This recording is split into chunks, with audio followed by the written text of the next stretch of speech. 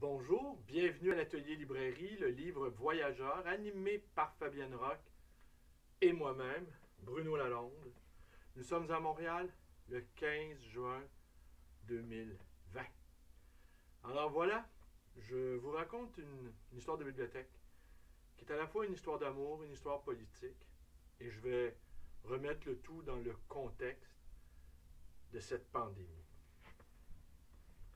Alors, vous savez, une partie importante de ma pratique de libraire consiste à aller chercher des livres, à ramasser parfois les restes de ce qui a été d'importantes bibliothèques.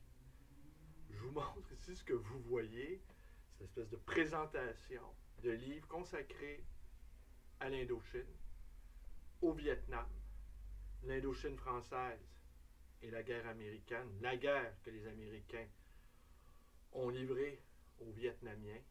On comprend que cette guerre-là, qui a duré à peu près 20 ans, les Français ont subi une importante défaite et les Américains, voulant, dans la fameuse stratégie des dominos, voulaient empêcher le Vietnam de devenir un pays communiste. Les Vietnamiens avaient été soutenus par la Russie et par la Chine. C'est ce qu'on a appelé, c'est ce que les historiens ont appelé la guerre froide. Guerre froide qui a fait des millions de morts par pays interposé. Alors le terme de guerre froide, déjà à mon sens, est erroné. Mais bon, c'est ce qu'on a jugé parce que les deux grands blocs, le bloc soviétique et les démocraties libérales, ne se sont pas affrontés directement. Ils l'ont fait par pays interposés. Alors, cette période de pandémie, cette période de confinement, suivie du déconfinement, c'est plus laborieux, a suspendu pendant un temps nos activités de libraire. Et normalement, ce temps-ci de l'année, au printemps, c'est là où les gens font du ménage dans leur bibliothèque, c'est là où apparaissent d'imposantes bibliothèques. C'est là où les libraires d'occasion vont faire des provisions de livres. La situation inimaginable dans laquelle nous sommes a fait que les pratiques ont changé. En tout cas, pour l'instant du moins. Il y a quelques semaines, j'ai reçu un coup de téléphone d'une madame, on va l'appeler Madame X. Et cette dame-là me disait qu'elle avait beaucoup de livres à donner. Mais il y avait une condition, c'est qu'il fallait aller les chercher. Alors, je lui ai expliqué que vu le fait qu'on ne pouvait pas déambuler dans la ville, on ne pouvait pas aller les quérir, je lui ai demandé de m'accorder un certain temps pour le faire. Alors, finalement, j'y suis allé. J'y suis allé avec un confrère libraire, un bon ami, qui est vraiment, pas juste un bon ami, c'est un vrai libraire. C'est-à-dire, il est infatigable, il est d'une immense curiosité, et il est toujours partant pour aller chercher d'immenses bibliothèques. Et on travaille bien ensemble. Hein. On se parle évidemment quand on va chercher les livres, mais quand on se met en mouvement, c'est une espèce de balai, c'est très rapide. On met les livres dans les cartons de manière tout à fait professionnelle. C'est rapide, c'est efficace au point où les gens qui font parfois appel à nos services sont toujours étonnés de notre professionnalisme. C'est le côté physique du travail de libraire, le côté débardeur, le côté déménageur. Et ça, c'est toujours étonnant parce que c'est vrai que ça demande certaines qualités physiques, mais ça demande surtout des qualités intellectuelles qui sont sous-jacentes au travail physique. Alors, les gens sont souvent étonnés à la fois qu'on soit, on va dire, compétent sur le plan de la connaissance, mais sont également étonnés de voir à quel point nous pouvons être capables de faire du travail physique. Et la part du travail physique, elle est importante dans notre pratique. Alors, finalement, un rendez-vous fut pris. J'ai d'abord envoyé quelqu'un que j'engage régulièrement pour de petites quantités, mais j'ai compris que là, nous n'étions pas en présence de petites quantités, nous étions en présence d'environ 3000 livres. Ce qui est 3000 livres, c'est assez considérable. Pour vous donner une idée, ça doit représenter environ 80 boîtes, 80 cartons. 80 cartons, c'est pas mal. Alors là, donc, finalement, nous nous sommes rendus, ce confrère-là et moi, pour constater, et c'est là que je vais procéder à une sorte de psychoanalyse de cette bibliothèque-là, et les bribes d'informations que j'ai réussi à obtenir de cette dame d'origine vietnamienne, eh bien, font que j'ai pu reconstituer d'une certaine manière le puzzle d'une existence. Alors, ce que j'en ai déduit, de ce que j'en ai recueilli, en voici l'histoire.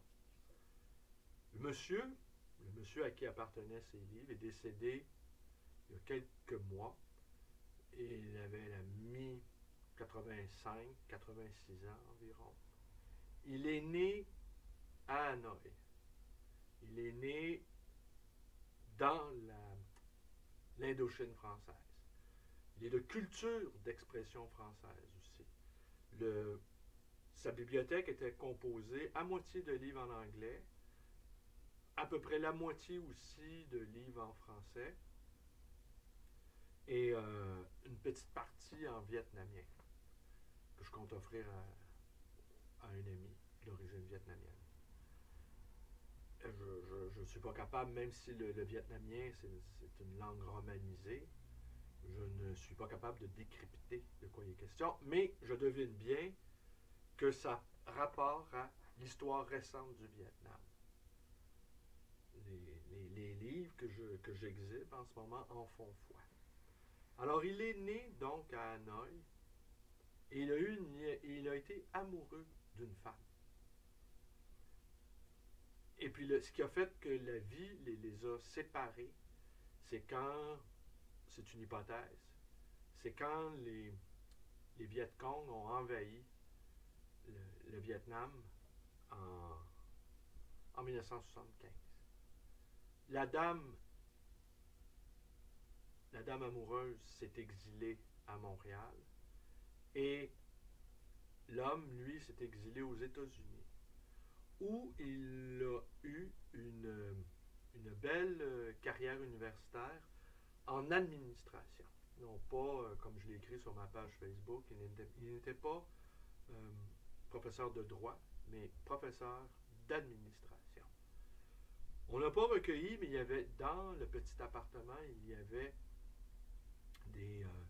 des dizaines de notes de cours, assez obscures pour moi, en tout cas, qui méconnaît les arcanes de l'administration.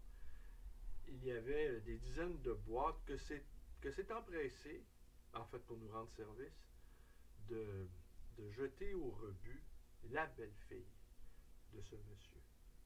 Alors les deux ont quitté le Vietnam. Les deux se sont remariés. La dame s'est remariée à Montréal. Elle a eu, ce que j'ai cru comprendre, une seule fille. Et le monsieur, lui, je ne sais pas s'il a eu d'autres enfants aux États-Unis, mais ils sont devenus veufs, tous deux. Et finalement, ils se sont retrouvés, il y a une quinzaine d'années, à Montréal. Ils se sont remariés, et ils ont repris leur histoire d'amour. J'avais écrit sur ma page Facebook, là, je comprends mieux, à ce moment-là, je ne l'avais pas saisi, qu'il y avait très peu, mais il n'y avait pas de livres d'auteurs québécois dans cette bibliothèque de 3000 livres, sauf celui de Carl Bergeron, Voir le monde avec un chapeau, que j'ai rapporté.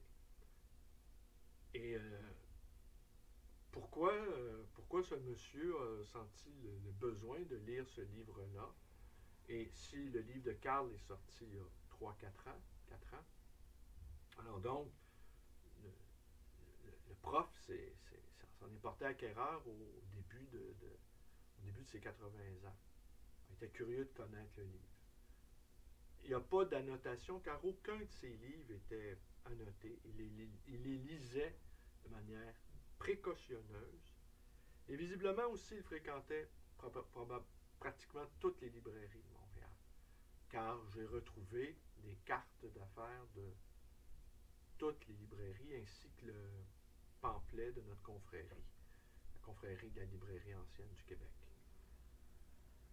Et en regardant les dates des pamphlets que j'ai retrouvés, c'est venu confirmer d'une certaine manière que cet homme s'est établi au Québec peut-être plus que 15 ans, peut-être 20 ans en fait. Ouais, une vingtaine d'années. Entre 15 et 20 ans.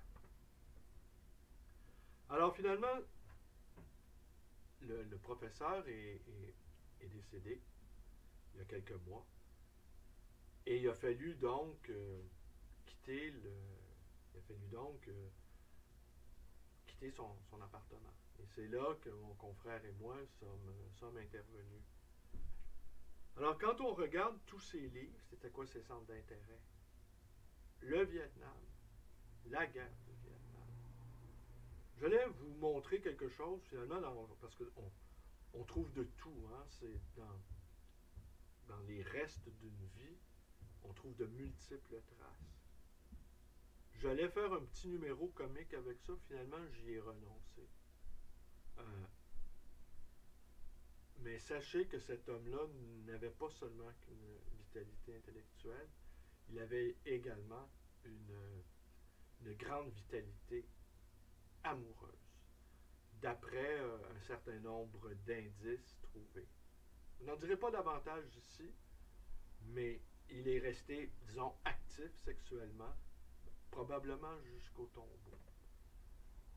Il était animé d'une grande force, disons, de vie pour être elliptique. Alors, j'en faisais part à mon confrère quand on est revenu avec les livres. On a fait 2 voyages. Sa camionnette ne pouvant pas contenir davantage qu'une quarantaine de boîtes. Je lui demandais s'il éprouvait une sorte de nostalgie, ou peut-être le mot n'est pas correctement choisi, mais un mélange à la fois d'appréhension devant la finitude de l'existence, devant les livres, devant une bibliothèque qui était pour être dispersée. Les livres, souvent, dans un legs familial, ne sont pas on apprécie assez peu, les héritiers apprécient assez peu en général de recevoir des livres vus comme un encombrement. Et cette belle fille, hein, parce qu'elle se parlait de cet homme-là avec quand même assez d'affection, avec assez d'effusion. Elle parlait de lui comme son beau-père. Elle était dépassée par la tâche. C'est pour ça aussi que j'ai subodoré qu'elle était fille unique. Car je la sentais bien seule, en fait. Alors, c'est pour ça qu'elle a fait appel à mes services. Et à la toute fin, elle m'a chaleureusement remercié, en espérant, comme elle m'a dit, que je fasse de bonnes affaires. Elle m'a chaleureusement remercié d'avoir vidé l'appartement. Alors voilà, c'est notre côté videur. Alors moi, je regarde tout ça, tous ces livres, France, 1946, 1954, c'est là où les Français se sont retirés. Les Américains, eux, sont intervenus en 57, se sont retirés en 75. Et puis la guerre n'a jamais été officiellement déclarée. C'est pour ça que les historiens ne s'entendent pas à quel moment précis. Parce qu'il y a des guerres qui débutent sans que ça ressemble à des guerres. N'est-ce pas? Le combat idéologique précédant le fracas des armes. Alors moi, mon sentiment, au fur et à mesure que j'avance dans ma pratique de libraire, c'est que cette émotion, une sorte je vais dire comme faute de mieux, je n'arrive pas à trouver les mots aujourd'hui, cette espèce d'émotion devant ce qui a été une grande passion, les restes d'une grande passion. Parce que remplir son petit appartement de milliers de livres, ce n'est pas anecdotique. L'appartement était petit, quelques pièces, un 2,5. Ouais, un 2,5, peut-être 3,5, mais les murs étaient remplis de livres. Et ce que j'ai, autre chose aussi qui est assez étonnant, il y avait beaucoup de livres de Simone de Beauvoir, mais en anglais. Alors, ça c'est comment on peut, j'ai pensé, en fait pas j'ai pensé, c'est clair que ces livres-là de Simone de Beauvoir, il les avait lus pendant qu'il était aux États-Unis. On pourrait vérifier les dates. Là. Alors, ça, je m'étonnais pour quelqu'un qui maîtrisait absolument, visiblement, la langue française. Pourquoi lire Simone de Beauvoir en anglais? Bon, il y a une hypothèse aussi qui me vient, en fait, la réponse est toute simple, j'aurais dû y penser avant. C'est que sans doute les livres de Simone de Beauvoir étaient difficiles à trouver en français aux États-Unis. Mais qu'est-ce qui faisait que lui, en tant que professeur d'administration, ait eu envie de lire Simone de Beauvoir? Tout Simone de Beauvoir était là en anglais. Peut-être ce pari-là, cette France-là, parce qu'il y a des, il faut quand même le dire, il y a des Vietnamiens qui se sont pris d'amour pour la culture française et qui ont souhaité que les Français restent en Indochine. Pour toutes sortes de raisons. Et visiblement, il n'était pas communiste. Lui. Et visiblement, l'arrivée des... Mais pourtant, quand on regarde les accointances intellectuelles de Simone de Beauvoir et de Sartre, parce qu'il y avait beaucoup de livres de Sartre, mais eux, en français, et achetés à Montréal. Alors peut-être des lointains États-Unis, je dirais, peut-être qu'il avait une nostalgie de la France, de cette France-là, post-Deuxième Guerre mondiale, d'une France qui se relevait, mais qui était sur le point de perdre ses territoires coloniaux. Alors peut-être qu'il y avait une... Mais quand on sait à quel point Simone de Beauvoir et Sartre ont été de féroces anticoloniaux, au point, dans le cas de Sartre, de risquer sa vie et de voir son appartement plastifié. Courage intellectuel de Sartre, beaucoup de gens l'oublient, mais il a risqué sa vie pour soutenir les indépendances africaines, les indépendances algériennes. C'est là-dessus où on a plastifié. C'est sur cette cause-là qu'il a été... C'est par la défense de cette cause-là, l'indépendance de l'Algérie, qu'on a attenté à sa vie. Alors tout ça laisse une impression de... Parfois, je ne dirais pas que c'est un métier difficile, parce qu'on est évidemment content de trouver des livres qui vont à leur tour trouver d'autres passionnés. Notre travail de passeur est enthousiasmant. C'est une manière fort honorable aussi, pas grandiose, mais de gagner sa vie. Et on est content d'agir comme relais. Et je ne suis pas sans savoir que cette période-là, à la fois de l'histoire de France, à la fois de l'histoire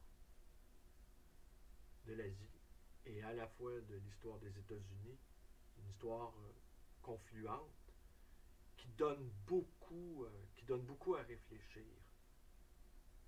Sur ce coup-là, en tout cas, les Américains ont cru que la partie serait facile. Et sans doute, il y a une part de... Les Français se sont battus, hein? Les Français se sont battus avec acharnement pour conserver l'Indochine. Mais ils ont fini par comprendre que ils la perdraient. De la même manière que De Gaulle a consenti à l'indépendance algérienne à la fois par nécessité et par réalisme politique. Alors, que vous dire de plus que un peu rouillé, ça fait longtemps que je n'ai pas fait de vidéo. Alors, ma mise en scène est un peu étonnante, sans doute. Mais je vous remercie d'être avec moi. Portez-vous bien. Alors, bonne partie de ces livres-là sont disponibles, mais je sais que quelques-uns d'entre eux, même beaucoup d'entre eux, vont quand même rapidement s'envoler vers d'autres bibliothèques où ils vont aller nourrir l'imaginaire, la réflexion de d'autres lecteurs. J'ai voulu, par cette vidéo-là, inscrire la mémoire de ce qui est, au fond, hein, ce qu'il faut retenir de ma vidéo, de la vidéo du jour, c'est une histoire d'amour, au fond. C'est ça que je voulais que vous reteniez. Une histoire d'amour entre des gens qui ont été séparés par des circonstances historiques gravissimes, qui ont eu des vies sur un même continent, mais des vies en parallèle. Visiblement, ils n'ont jamais cessé de penser l'un à l'autre. Le deuil de leurs compagnes et compagnons respectifs les a rassemblés. Et j'ai cru deviner à mille et un titres qu'ils ont été, à mille et un indices, qu'ils ont été très heureux ensemble. Et la jeune dame qui m'a offert ces livres, quand je lui ai dit, comme conclusion, que finalement les livres en vietnamien, parce qu'elle était embarrassée, ça c'est un autre truc aussi que je pourrais relever, elle était embarrassée de me les confier, parce que je lui ai dit que, bien évidemment, je ne connaissais pas ces livres-là, je ne savais pas de quoi il en retournait. Eh bien, elle a été contente d'apprendre que j'avais... Elle était embarrassée de... Mais qu'est-ce qu'on fait avec... Et là, ça m'a fait drôle aussi. Qu'est-ce qu'on fait au bout de 2, 3 générations? La culture des parents, la culture des grands-parents. Eh bien, parfois, eh bien, il n'en reste plus grand-chose, d'une certaine manière. Et elle était soulagée. Elle m'a confié que sa mère était soulagée de savoir eh bien, que les livres vietnamiens eh bien, se retrouveraient entre les mains de d'autres ressortissants vietnamiens. Ils ne se perdraient pas dans les limbes. Voilà, c'est tout pour aujourd'hui. Je vous remercie d'être avec moi. Vous connaissez la suite. Vous pouvez vous abonner à ma chaîne YouTube. Vous pouvez également nous rendre visite à cette librairie d'occasion et d'ancien. Le livre Voyageurs dans le quartier Villeray à Montréal. Merci, c'est tout pour aujourd'hui.